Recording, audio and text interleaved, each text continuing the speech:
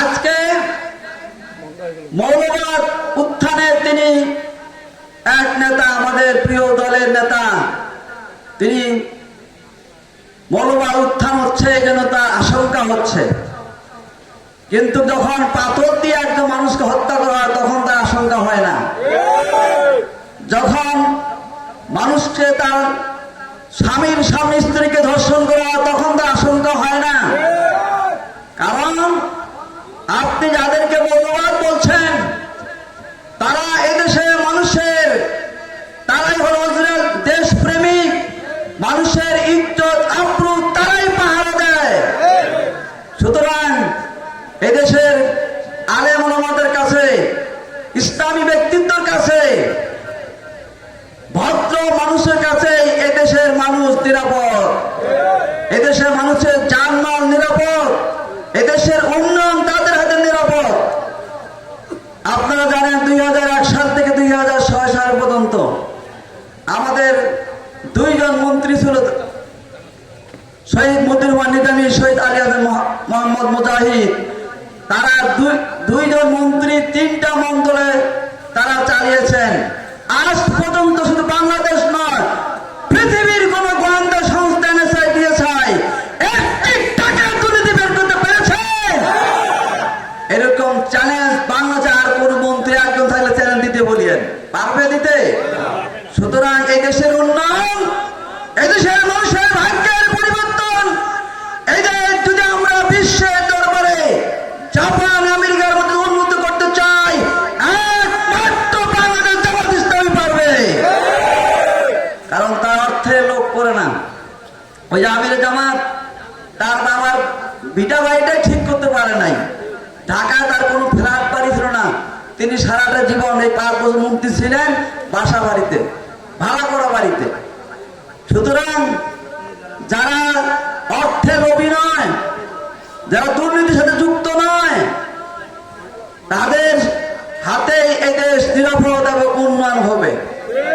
সুতরাং আল্লাহ তাআলার কথা, তোমরা যে উন্নতি চাও, পরিবর্তন চাও, আমি তোমাদের পরিবর্তনের সহায়তা করব। কি আল্লাহ তাআলা ছাত্রদের সহায়তা করছে না? তারা পরিবর্তনে আল্লাহ তাআলা সাহায্য করছে। সুতরাং আগামীতে যারা ভয় দেখান, আমরা বলি ব্যাঙের সর্দির ভয় দেখায়েন না। ব্যাংকে সর্দি লাগে? বাংলাদেশ জামাত ইসলামী যারা করে, যারা নেতৃত্ব দেয়, তারা শাহাদাতের তামান্না নিয়ে নেতৃত্ব দেয়। আমরা জানি শাহাদাতের মওত হলো সবচেয়ে শ্রেষ্ঠ মওত। মানবতার জন্য, দেশের জন্য, ইসলামের জন্য, মানুষের কল্যাণের জন্য যদি আমাকে যদি শহীদ হতে হয়, একজন আমরা নীতি থেকে সেদিক যাব না। সুতরাং আজকে যে স্লোগান, আসুন আমরা এই স্লোগানে আবার এগিয়ে যাই। আগামীর বাংলাদেশ জামাত ইসলামী বাংলাদেশ, আগামীর বাংলাদেশ কোরআনের বাংলাদেশ গড়ার জন্য, এই বাংলাদেশ সকলের জন্য, আমরা কোন দলের জন্য নয়, সকল মানুষের জন্য, সকল জাতির জন্য বাংলাদেশ। সেই সুন্দর বাংলাদেশ গড়ার জন্য আসুন। আপনাদের শুধু আলোচনা শুনলে হবে না, আর হাত তুললে হবে না। আজকে যারা আসছেন টেপরিগঞ্জ, এখানে কয়টা লোক আসছে? আপনাদের যারা আছেন আজকে যাদেরকে আমরা ডাকছি, তাদের দায়িত্ব দেওয়া হয়েছে। আপনারা প্রত্যেকে একজন কর্মী হিসাবে, একজন ভোটার কর্মী দায়িত্ব পালন করবেন কিনা? বলবেন ইনশাআল্লাহ? আল্লাহ তাআলা আমাদের তৌফিক দান করুন। বসে থাকা যাবে না। তারা অনেক টাকা নিয়ে ঘুরবে, লোভ দিবে, ভয় দেখাবে। কারণ মানুষকে সেটা বুঝাইতে হবে যে আমি আজকে 50, 100 টাকা, 500 টাকার বিনিময়ে যদি আমার এই নীতিটা পরিবর্তন করি, আগামী 5 বছর ধুকে ধুকে মরতে হবে। একজনে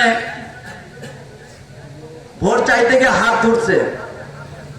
এখন একদিন সে তার বাড়ি থেকে যখন সে হয়ে গেছে, মেম্বার হোক, চেয়ারম্যান হোক, তো হচ্ছে বেড়া তোরে হাত ধরছিল, মনে মনে বলতেছে আর কি, পা না ধরবো তোর কাজ করে দেবো না। সুতরাং যারা হাত পা ধরবে তারা কিন্তু আপনাকে পা ধরাবে, হাত ধরাবে, করতে পারে। সুতরাং আমরা সম্মানের সাথে আমরা ভোট চাই।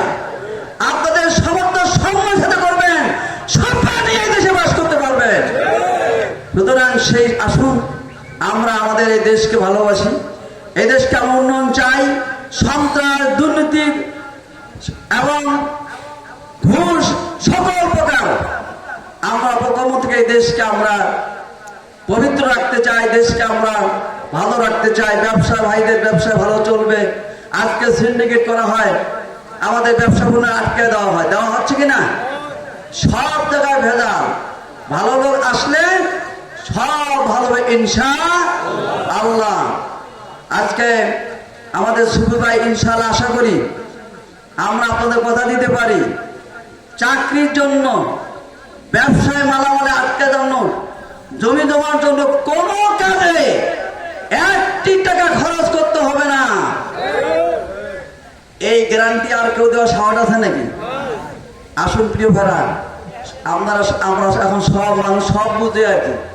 আসুন সবাই মিলে এই দেশটাকে করে আগামী যে বাংলাদেশ দেশের মানুষ পরিবর্তন চায়, বাংলাদেশ জামাত ইসলামী সেই একটি উন্নয়নশীল কল্যাণ রাষ্ট্র, মানবিক রাষ্ট্র গড়ার জন্য যে দীপ্তি শপথ নিয়েছেন, আর একমাত্র জামাত ইসলামী দ্বারা এটাই সম্ভব।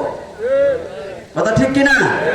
আজকে মুসলিম ভাইদেরকে বলতে চাই, আপনারা তো নাকের টোকায় দেখেছেন যে আমরা ভোটের তো আমরা যেমন আসে নাই, আওয়ামী লীগের আমলে ওনার উপরে প্রায় 16টা মামলা। এই 16টা মামলা তিনি ওয়ারেন্টে আসামি এসে থাকার পরেও আমার অমুসলিম ভাইদের সেই নৌকাডুবিতে পাশে দাঁড়াইছে কিনা, এবং তাদের কিছু দেওয়া হয়েছে, তাদের হাত বুলে দেওয়া হয়েছে। একদম তো যে দীপুকে এখনো টাকা দেওয়া হচ্ছে, প্রতি মাস গেলে আমরা সেখানে টাকা পৌঁছায় দেই। কারণ ওর বাবা মারা গেছে, ওর মা মারা গেছে। সংগঠন দায়িত্ব নিয়েছে, যতক্ষণ সে মানুষ না হবে ততদিন আমরা তাকে টাকা দিতেই থাকবো। এইভাবে সারা দেশে যেখানে আমরা কোনো দল দেখি নাই, কি আওয়ামী লীগ, কি বিএনপি, কি জাতীয় পার্টি, কি তাবলিগ, কি চরমোনাই, যারাই বিপদে পড়েন বাংলাদেশ জামাত ইসলামী তাদের পাশে দাঁড়ায়। আমাদের কাছে কোনো দল নাই, আমাদের কাছে মানবিক, যিনি বিপদে পড়বেন আমরা তার কাছে গিয়ে হাজির হই।